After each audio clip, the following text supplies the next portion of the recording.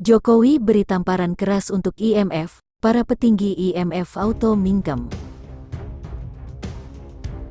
Seperti yang kita ketahui bahwa awalnya IMF penentang keras kebijakan Presiden Jokowi terkait pemaksimalan industri di dalam negeri, IMF lantas langsung meminta Presiden untuk mempertimbangkan segera dan mencabut larangan ekspor untuk sejumlah bahan mentah. Namun ketika langsung disambangi oleh delegasi Indonesia, IMF mengakui bahwa fakta yang disembunyikan adalah hilirisasi di era kepemimpinan Presiden Jokowi memberikan untung yang sangat besar. Direktur Pelaksana Dana Moneter Internasional Kristalina Georgieva baru saja bertemu dengan Menteri Koordinator Kemaritiman dan Investasi Luhut Panjaitan untuk membahas langsung program hilirisasi nikel CES yang dilakukan Indonesia. Pertemuan dilakukan setelah beberapa waktu lalu lembaganya meminta Presiden Jokowi untuk melonggarkan larangan ekspor nikel CES. Usai pertemuan, ia mengatakan diskusi yang dilakukannya dengan Luhut cukup konstruktif. Ia juga mengatakan kebijakan larangan ekspor nikel CES serta hilirisasi produk tambang yang dilakukan Indonesia di bawah pemerintahan Presiden Jokowi memberikan manfaat besar kepada rakyat. Selalu menyenangkan melihat teman baik saya Kemenko Marves Menteri Luhut _Binsar dan pelajari tentang rencana Indonesia untuk lebih meningkatkan nilai tambah dan lapangan kerja.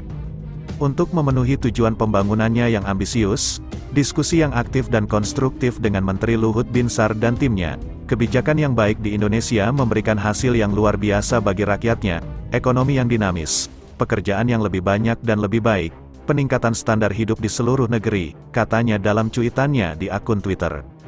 IMF sebelum sempat meminta Presiden Jokowi melonggarkan larangan ekspor nikel CES.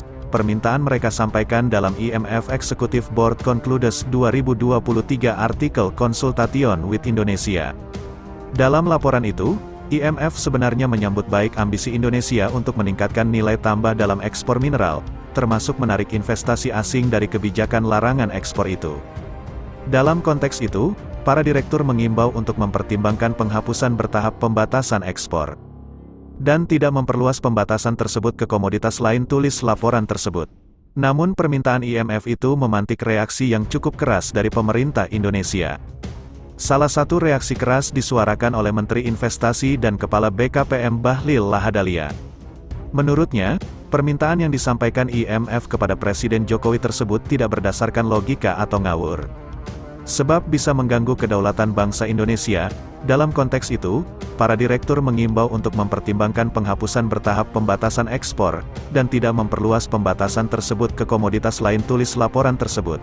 Namun permintaan IMF itu memantik reaksi yang cukup keras dari pemerintah Indonesia. Salah satu reaksi keras disuarakan oleh Menteri Investasi, Kepala BKPM Bahlil Lahadalia. Saya sebagai mantan aktivis merasa terganggu ketika ada sebuah kedaulatan bangsa kita, independensi negara kita digores oleh siapapun, dan saya pikir ini harus kita lawan cara-cara seperti ini. Tidak lagi untuk kita tempatkan mereka di tempat yang baik di bangsa ini.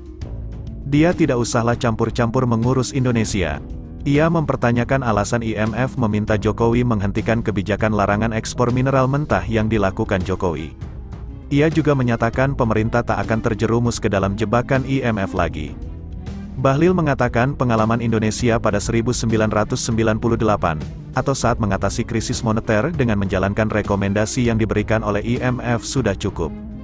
Ketika terjadi krisis ekonomi yang merekomendasikan Dirgantara Indonesia ditutup, bansos dihentikan hingga akhirnya daya beli masyarakat lemah adalah IMF. Disitulah cikal bakal terjadi di industrialisasi, bunga kredit dinaikkan sehingga hampir semua pengusaha kolaps. Apakah kita mengikuti dokter yang sudah menjadikan kita dirawat dari ruang rawat inap ke ICU, tambahnya. Bahlil mengatakan ketimbang memberikan rekomendasi tak berguna bagi Indonesia, IMF sebaiknya memberikan saran ke negara yang lagi gagal. Selain Bahlil, Jokowi juga memberikan reaksinya. Ia menyatakan tak akan mundur dengan kebijakan hilirisasi nikel CES yang sudah dijalankan Indonesia meskipun mendapatkan penolakan dari sejumlah lembaga internasional, termasuk IMF.